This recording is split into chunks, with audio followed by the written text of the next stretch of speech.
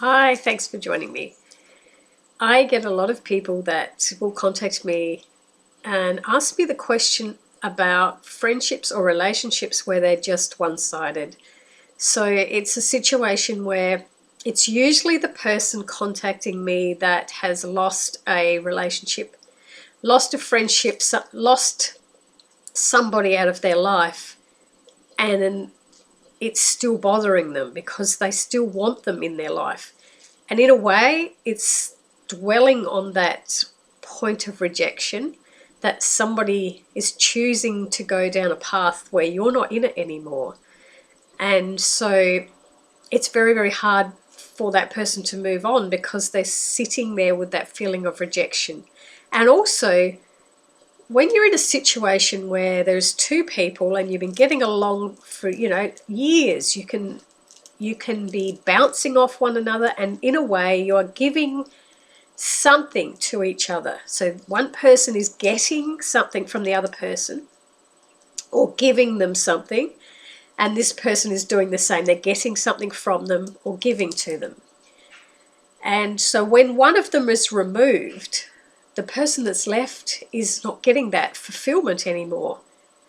And that need, they still have the same need. Even though this person has moved themselves out of the picture, there is a need still there. It might be a need for the attention that relationship was creating. It might be a need for having that feeling of closeness. It might be a need because you were getting so much help and growth from that person.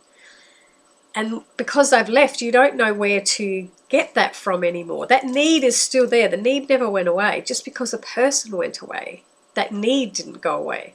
So as you try to form new relationships with different people, you can be trying to fulfill the same situation that was, but it can't happen like that because people that are new into your life can't replace old people because they're different.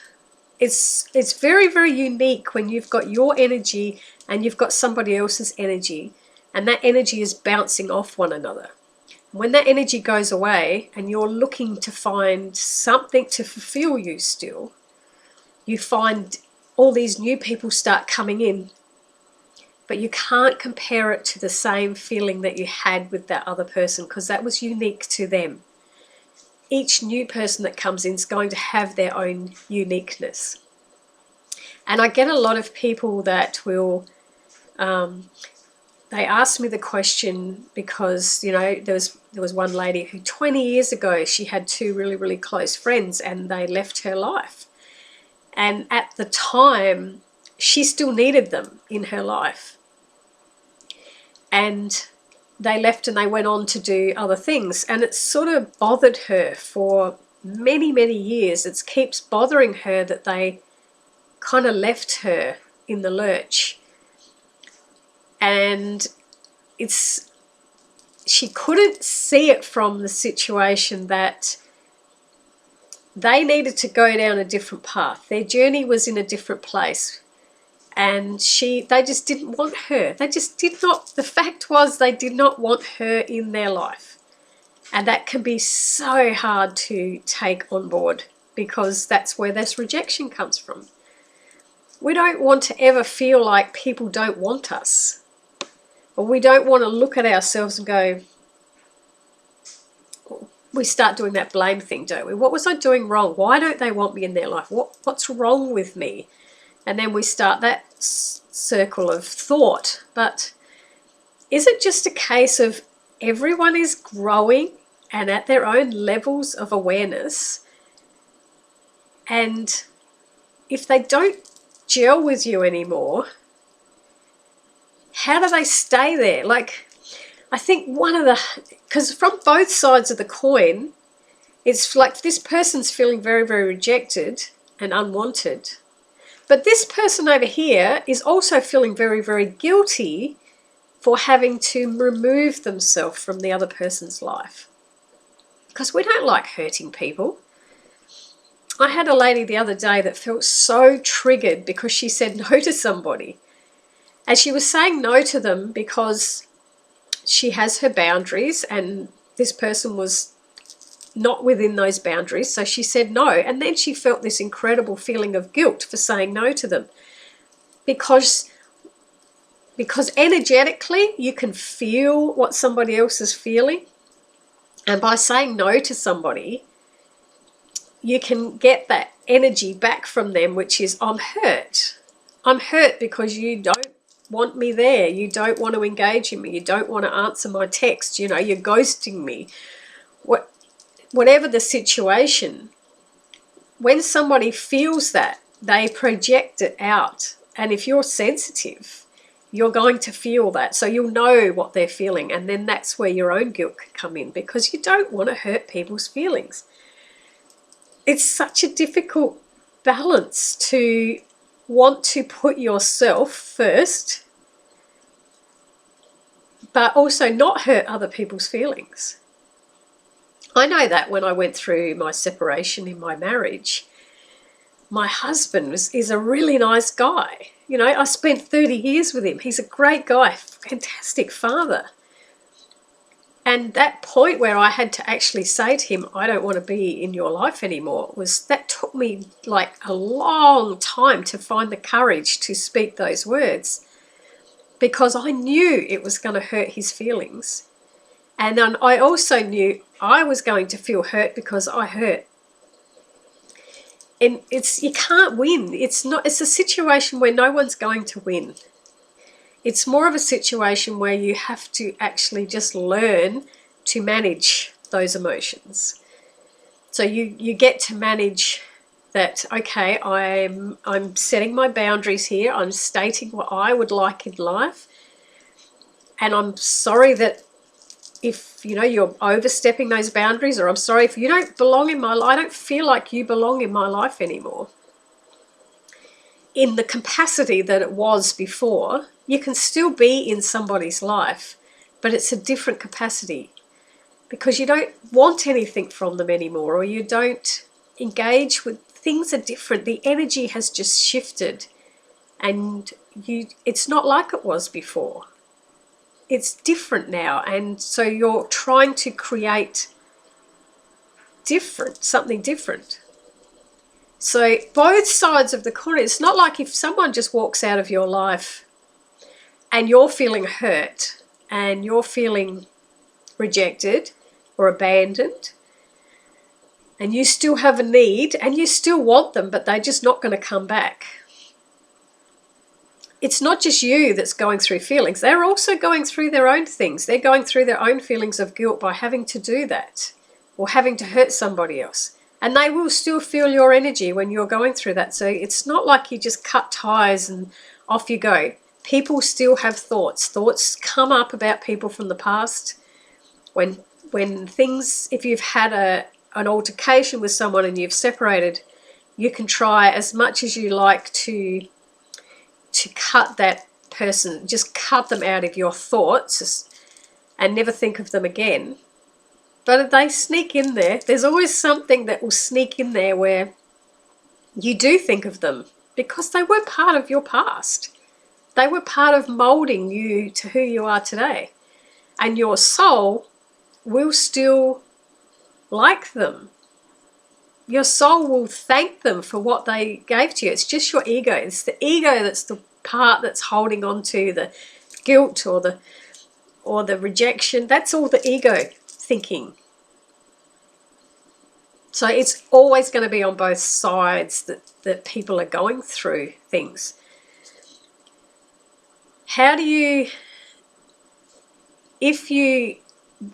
there's also that point where you don't want somebody in your life anymore because of what they were like before. So you might have gone through a situation where something happened and you had an argument, or you grew apart from one another. One person grew and the other person was not growing. And this person felt held back by the other person. So this person that's growing is just moved on. Why can't this person here love somebody and care for somebody enough to let them go? What's going on? If you're in a situation where someone has walked out of your life and it's still bothering you a lot and it's still triggering you, why can't you let them go onto the journey that they are going on? Why are you focused only on what you're feeling and what you need? So that's a good question to say, well, why do I keep wanting them back? Why do I keep trying to get them back into my life? If I can't have them back into my life, why am I trying to find somebody else to fill that void that they left? Why? What is it that you need that you're trying to get from another person that you can't give to yourself? Because if you're in that situation where you're thinking about another person all the time and you want them in your life and they're just not responding to you, what is it that's in you that's lacking for yourself? Like, why can't you give that to yourself? What do you get from them that you can't give to yourself? And then, can you fill that void? If you can't give it to yourself, can you find somebody else that can fill that void? What is it that you need? What is it that you need from other people that you can't seem to sort out on your own? You have to get it from other people. Just kind of getting into those deeper questions about yourself will really open up why you need that in your life. And sometimes it's just like simple as saying, I need that attention. I need to have drama in my life. I need to have that attention on me. My ego loves attention, so I will do whatever I can to create attention for myself.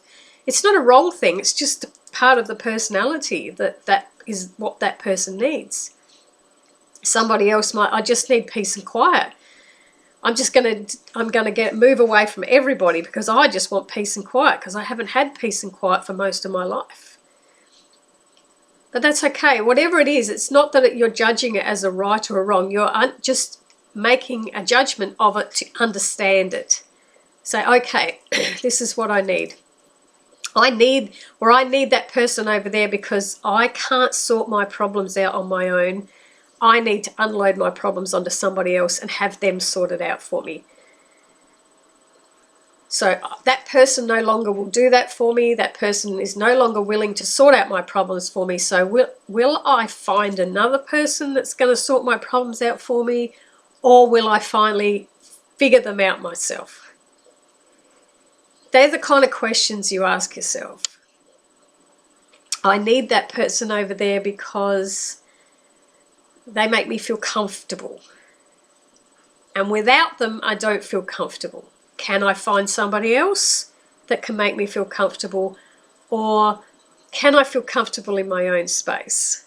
Just trying to figure out what it is that you need from other people, why you gravitated towards them in the first place, because we all gravitate towards what we need at the time.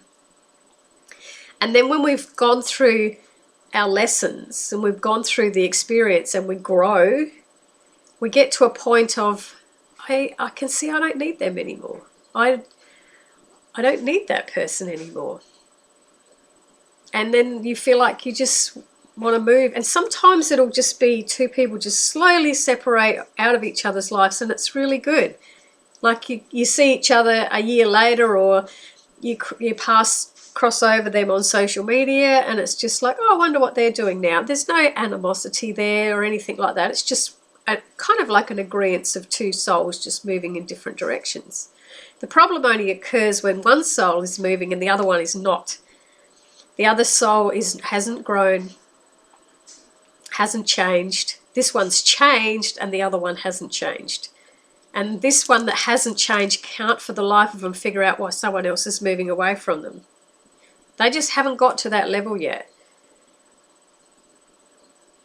And we're all going to